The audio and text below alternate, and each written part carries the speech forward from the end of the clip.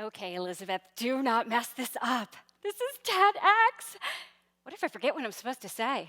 What if I trip on this red carpet? Oh my gosh, did I brush my teeth this morning? Come on, Elizabeth, focus. Don't embarrass yourself. That inner voice, that inner critic. We all have one. Mine, her name is Mitzi. She's little Miss Critical, camped out in my head, just waiting to screech out yet another condescending comment meant to bring me down. Oh yeah, she's there before I even open my eyes in the morning. Should have gone to bed earlier. You're gonna have bags under your eyes. Walking by the mirror, you really need to work out. At work, he got the promotion. There's no way you're gonna get it. You're a failure. In social situations, no one wants to talk to you, a loser. And Mitzi has an unbelievable memory for every single mistake ever made and loves to replay it over and over and over again. It's 2016. I'm at a seminar ready to learn. I'm dressed all professionally in my dress, pad and pen in hand. Unbeknownst to me until this precise moment, the instructor is a third-degree black belt, and out of the blue jumps up holding a plank of wood saying, "Put away your pens, folks. Today we're going to use the power of focus to break through boards." Break through boards? I'm wearing a dress and heels. There's no way you're going to be able to do this. As we approach and line up to execute the task, guess who's standing right next to me? Mitzi. You're too weak to do this. See, you should have gone to the gym. There are 3 people ahead of me. The first person gets up in front of that plank of wood, totally focused, and slice. Karate chops right through. What if you can't do that? You look like a fool. Second person gets up, totally focused, and slice. Do not mess this up, Elizabeth, especially in front of your colleagues. It'll be so embarrassing. Third person gets up.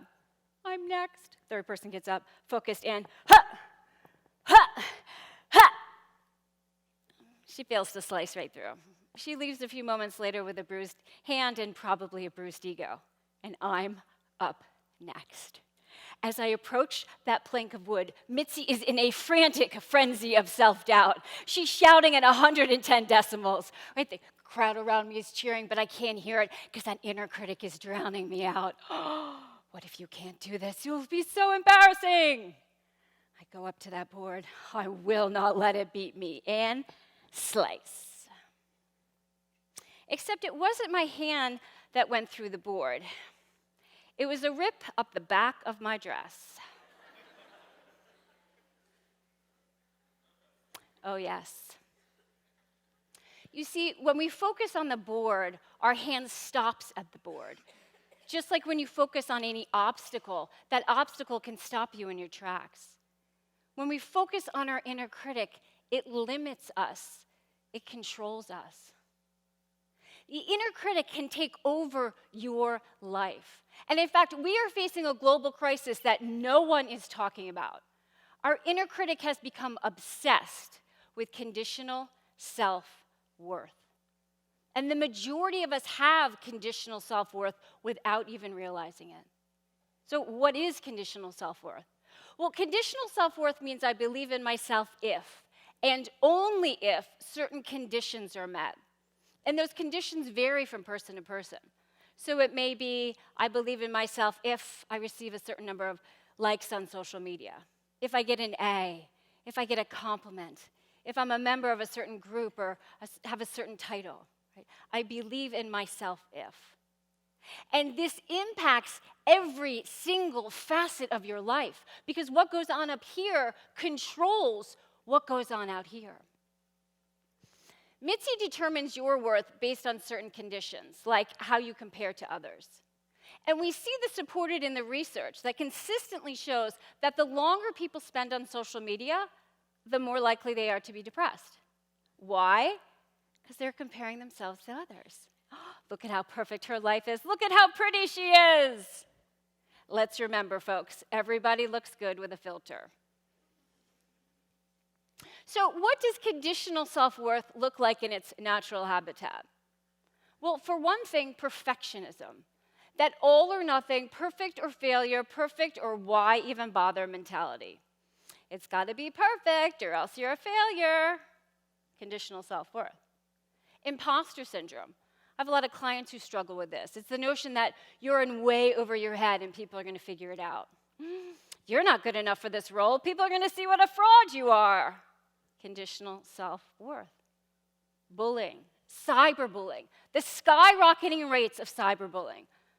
Do you ever wonder why people can be so mean on the internet? They're putting other people down to try to feel better about themselves. Conditional self-worth. Bragging, arrogance, you guessed it. People boasting so that they feel good about themselves. In fact, the next time someone tries to tell you how great they are, what college they went to, what kind of car they drive, this is what I want you to do. I want you to cross your arms. I want you to lean back and think, that poor dear has conditional self-worth. Mitzi tends to personalize what other people do. She has a very fragile ego. A study by AAA Foundation of Traffic Safety found that almost 80% of people admit to road rage.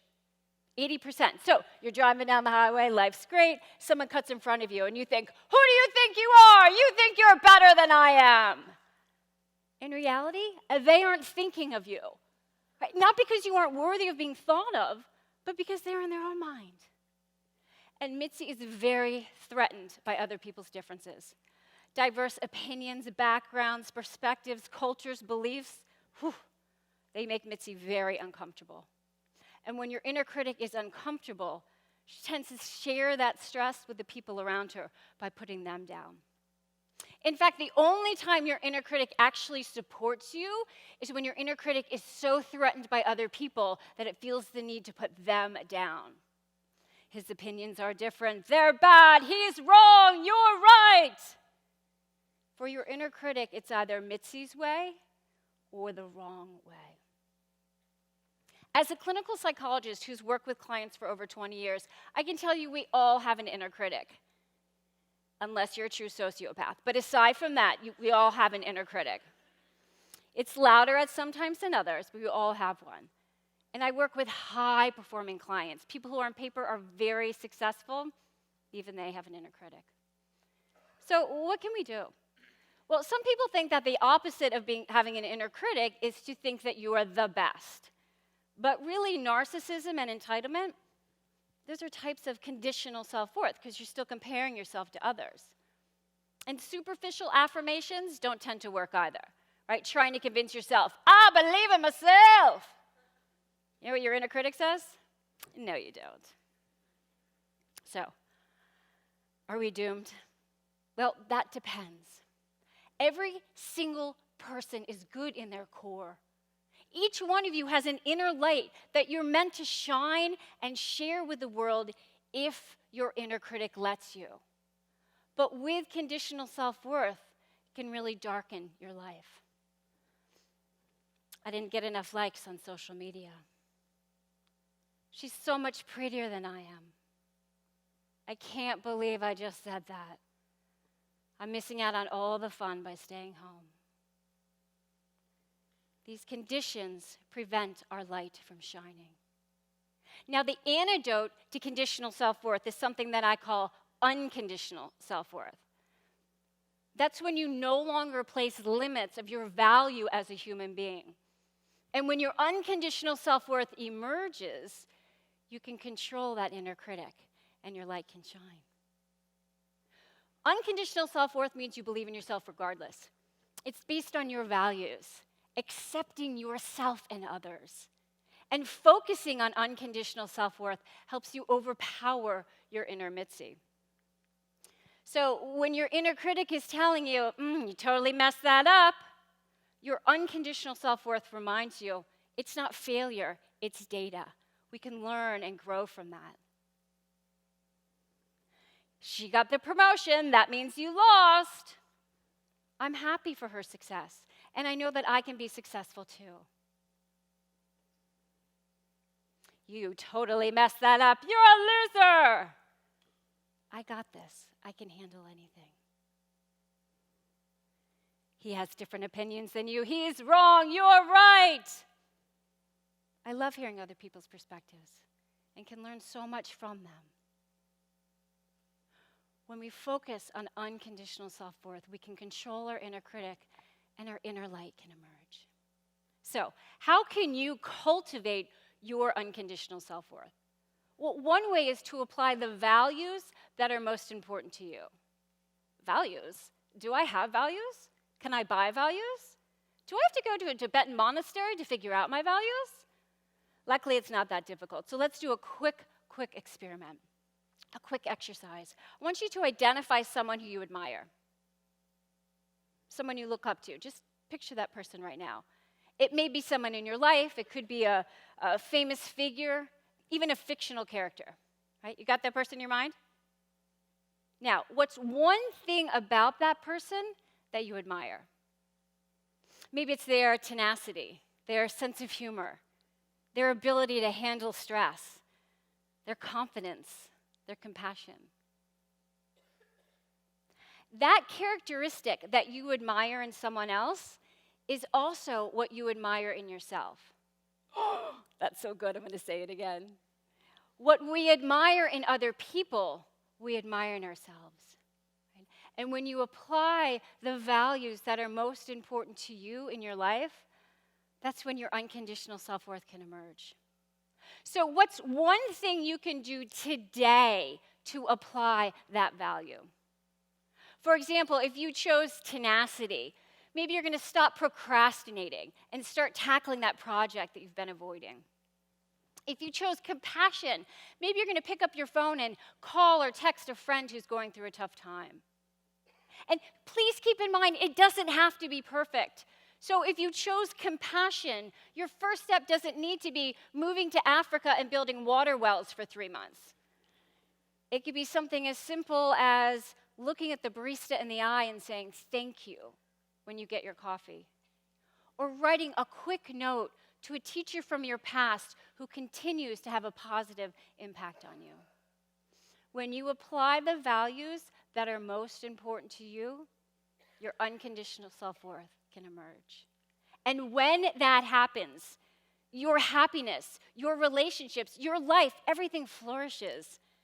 So you get out of bed in the morning before your alarm clock even goes on because you're so excited about the day. You walk by the mirror in absolute awe of your body and everything that it does, including the 200 muscles it takes to take a single step without you even thinking about it. At work, you can be fully engaged and feel proud of the contribution that you're making. In social situations, you can feel comfortable in your own skin, even when you don't know anyone. Let's go back to that board-breaking experience. When we last saw our protagonist, her backside was inadvertently experiencing its own air conditioning. Now, a friend of mine, Anne, knows I'm not going to let a little wardrobe malfunction stop me. So she gives me her jacket to tie around my waist. And this time, approaching that plank of wood, the focus is different. Instead of on the wood, it's past the wood. Right? Instead of on the obstacle, it's on the solution. Instead of there's no way you can do this, it's you've got it. And with that, slice. I break right through that board and proceed to run right up to my room and change before I get arrested for indecent exposure. Isn't that a great reminder in life? Our inner Mitzi may be there, but when your unconditional self-worth emerges, your light can break through even the darkest of times. Thank you.